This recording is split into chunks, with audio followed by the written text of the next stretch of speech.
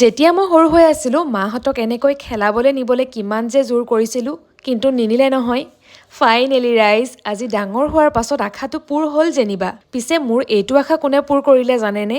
One up B the game, আৰু এইখন আছে গুৱাহাটীৰ ৰুদ্ৰাক্স মলত। মই কিন্তু আজি একদম মন ভৰাই খেলি লৈছোঁ দেই। আৰু এইটো গেম খেলাৰ পাছত মোৰ অৱস্থা চাওকচোন।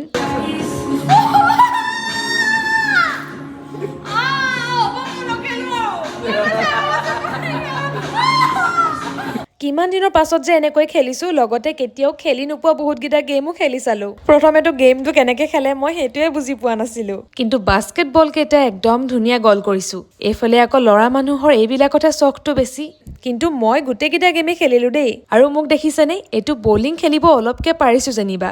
এনেকৈ যদি খেলি থাকিবলৈ পাওঁ মোৰ দিনটো খেলি থাকিলেও আমনি নালাগে দেই। আৰু এইটো হৈছে কিডছ ছেকশ্যন। ইয়াতো পোৱালীবিলাকে ইমান ধুনীয়াকৈ খেলি আছে, সিহঁত আৰু গেমৰ ওচৰৰ পৰা আঁতৰি আহিবৰ মনেই নাযায়। তেওঁলোকৰ তাতে একদম ধুনীয়া এখন কেফে আছে। খেলি শেষ হোৱাৰ পাছত যেতিয়া ভাগৰ আৰু ভোক লাগিব তাতে একদম ধুনীয়াকৈ খাই আহিব পাৰিব।